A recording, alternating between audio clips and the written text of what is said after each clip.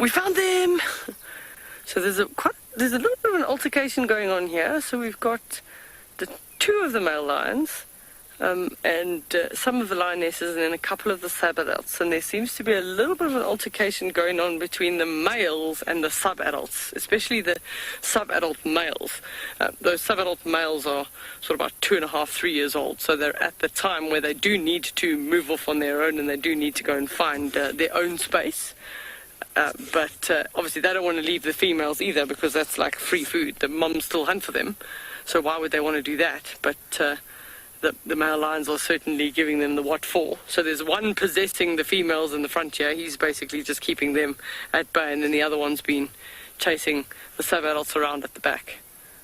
So yeah, we've had a little bit of growling and that already. But there we go. Two beautiful Kalahari black-maned lions.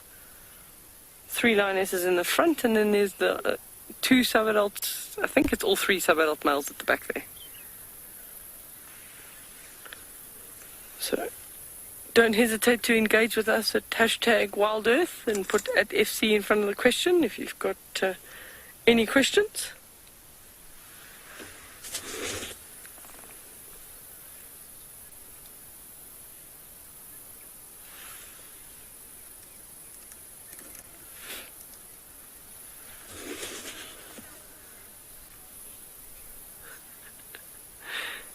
Justin's asking the question, why do the Kalahari lions look more mean? Maybe it's because their manes are much darker, so they've got a much darker black mane. It does make them look a bit meaner, and they actually are a fraction larger as well. Even the lionesses are larger to a certain extent. But that dark mane will make them look meaner. But probably they don't behave any differently to male lions that I've worked with anywhere else. So it's probably just appearances. I mean, the male in the front has actually got more blonde in his mane around his head and his ears than the other one at the back.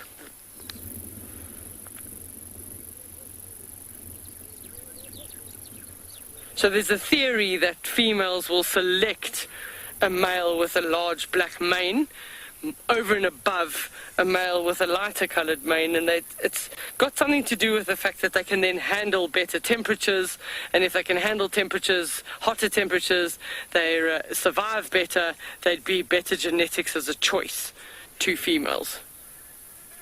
And they have done experiments with lionesses, and they've given her the choice between a blonde male and a dark-maned male, and more often than not, they choose the black male.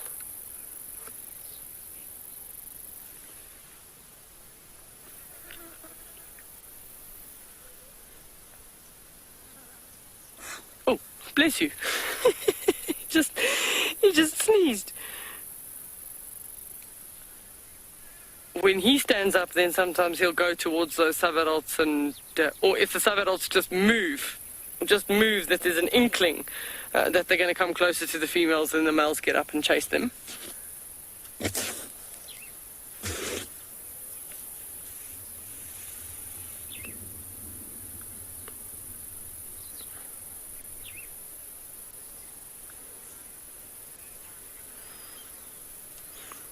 Little Piggy is asking the question, what are the lions that Tswalu prey on? So these lions are quite good at catching gemsbok, so the oryx, as well as they've caught eland before, which is quite a large meal, and even zebra. So sort of any one of those. We've seen them walk right past springbuck and not even bother because they're almost too small for the size of the pride. But certainly gemsbok, eland, kudu, oryx, that's in their size range. And most places, lions will tend to eat more of whatever's dominant in an area from a prey distribution.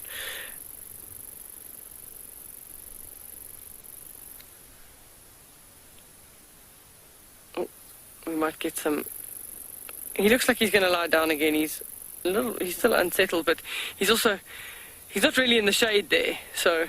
But he's definitely the buffer between the sub-adults and the lionesses. We'll see something interesting here. I don't know if is that a lioness trying to come back? There we go. She's... oh.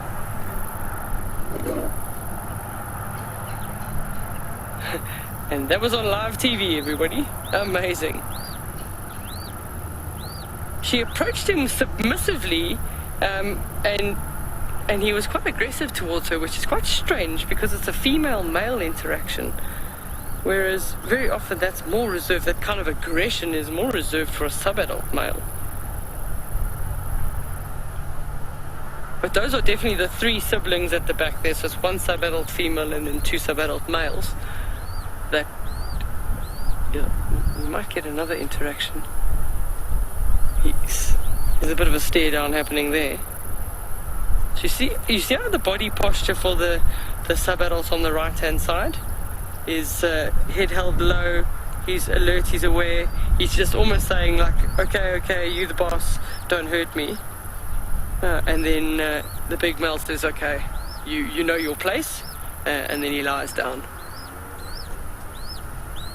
But, wow, what did you think of that? I totally didn't expect that. I expected probably a little bit more head rubbing and a bit more social behavior than that aggression to that poor female. She's disappeared completely. She's just gone over the wall to the water.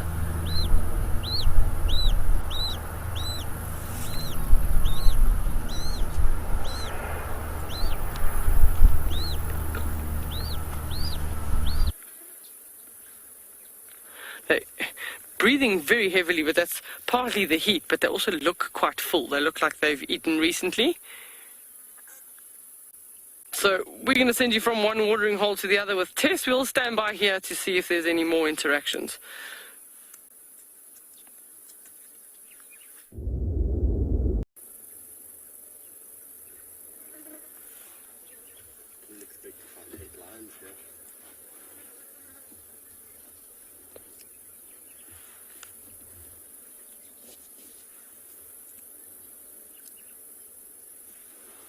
I'm sending it to Gus because that's the 3 that they're fighting with, or 3 that they want to get rid of. But I mean, now I think with an eye, he's probably not sellable.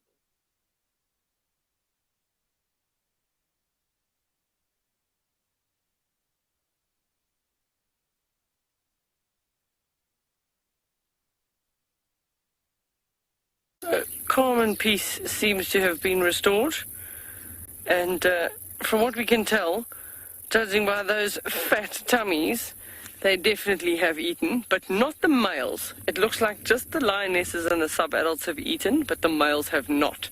So the report was earlier this morning that just the males were here at the waterhole, and I think what happened is that the others, having eaten something, this is the next closest waterhole to wherever they ate something, and they came here, and that's now why we're having this sort of altercation between the sub-adults and the 2 big males. But yeah, they are so uncomfortable. They're struggling to breathe. We can actually just hear them going. They're just so hot. He looks quite casual. He looks quite relaxed. They've almost like the 2 males have got a mirror image pose. That's the one male, and then you come back to the other male, and it's like he's lying almost exactly the same. It's like spot the difference. It must just be the most comfortable angle, position.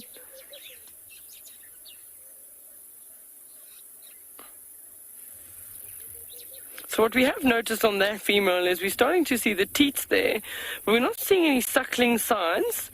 So this particular pride, only 1 female of this pride that we know of has had cubs that are literally sort of 2-3 weeks old. Seeing her teats like that suggests to me that there's potentially some new little ones on their way relatively soon. It doesn't look like there's suckling signs there yet, but it does look like the milk is almost there and ready. So females don't necessarily have sort of, the lions don't have sort of bags that hang off like mammary glands. It would hamper them hunting. That's why you don't really see sort of a milk sac, as it were, like a udder, to give you sort of a visual. But with them, it would hamper them hunting if they had all these extra appendages hanging out. That other one in the back's also just rolled over and not too bad looking either. So we do believe that the majority of these lionesses in this particular pride are pregnant.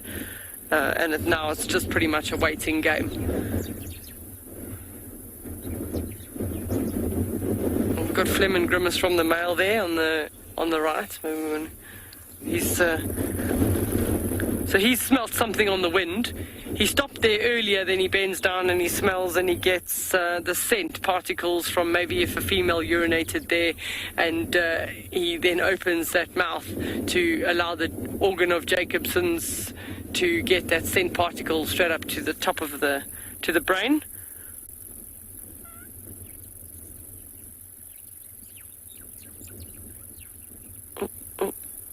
Oh, here comes some maybe. We might see an interesting interaction here.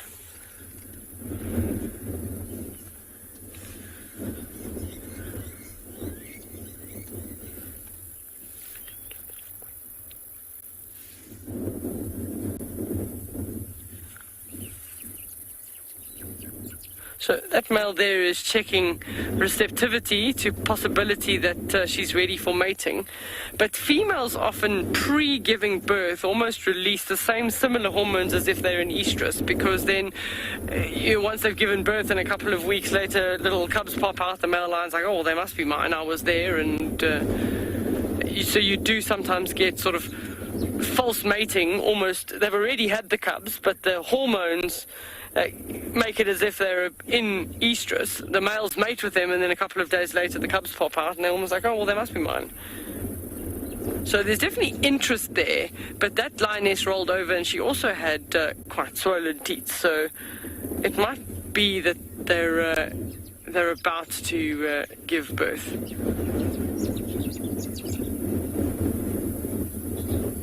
Which would be even more reason why the males would be getting really aggressive with the sub-adults.